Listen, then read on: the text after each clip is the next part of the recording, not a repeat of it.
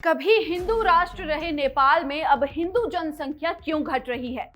नेपाल की जनगणना के जो आंकड़े सामने आए हैं वे न केवल डराने वाले हैं बल्कि ये हिमालयी देश के बहुसंख्यक हिंदुओं के लिए खतरे की घंटी है।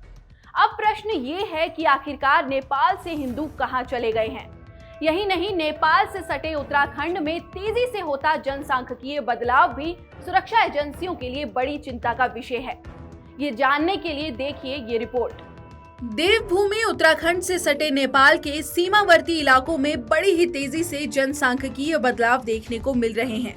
इन बदलावों को देखकर लगता है कि क्या नेपाल हिंदू राष्ट्र बन पाएगा।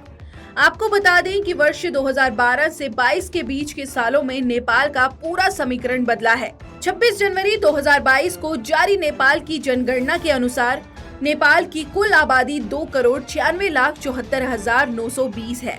नेपाल में 11,90,770 मुस्लिम आबादी है। नेपाल से लगे जिलों में 2.5 गुना मुस्लिम बढ़े हैं। 2 साल में ही 400 से अधिक मदरसे मस्जिद अस्तित्व में आ गए। नेपाली सीमा पर मूल निवासियों का तेजी से पलायन हुआ है। समुदाय विशेष के लोगों ने संसाधनों पर अधिकार जमा लिया है। गोरखा की आबादी में 18,860 की कमी आई है। नेपाल के केंद्रीय सांख्यिकी विभाग के अनुसार साल 2012 में कैलाली की जनसंख्या 7,75,709 थी, जो कि अब बढ़कर 9,11,155 तक पहुंच गई है।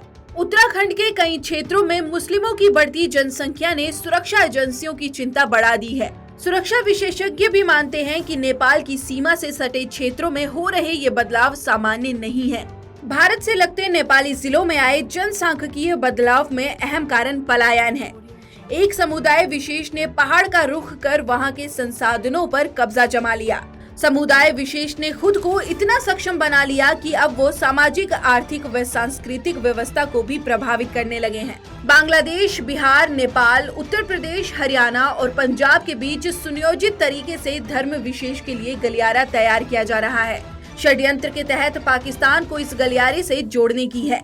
बीते 10 वर्षों में शरणार्थियों के नाम पर बड़ी आबादी इस गलियारे में स्थानांतरित की गई है। पाकिस्तानी खुफिया एजेंसी ISI नेपाल के रास्ते उत्तर प्रदेश, बिहार और बंगाल में सक्रिय है। योजना के तहत धर्म विशेष के शिक्षण संस्थान उन्हीं क्षेत्रों में बनाए जा रहे हैं जो कि सामरिक रूप से महत्वपूर्ण हैं। आपको बता दें कि जून 2000 में भी भारत नेपाल सीमा पर तेजी से बन रहे धर्म विशेष के स्थलों से सावधान रहने की चेतावनी जारी की गई थी, लेकिन चेतावनी के बावजूद भी स्थिति जस की तस बनी हुई है। उत्तराखंड में स्थानीयों के पलायन के बीच डेमोग्राफिक चेंज ने सरकार और सीमांत क्षेत्रों में रहने वाले लोगों की चिंता बढ़ा दी है। इंडोनेशिया के बाद भारत दुनिया का दूसरा सबसे बड़ा देश है, जहां सबसे अधिक मुसलमानों की जनसंख्या रहती है। स्वतंत्रता के बाद जहां हिंदुओं की जनसंख्या घट रही है, तो वहीं मुसलमानों की संख्या में बढ़ोतरी हो रही है। आजादी के समय भारत में मुसलमानों की संख्या 3.5 करोड़ थी, जो 2011 में हुई जनगणना के समय 17.22 करोड़ पहुंच चुकी थी। कुल आबादी की बात करें तो भारत में मुसलमानों की जनसंख्या 14.2% है।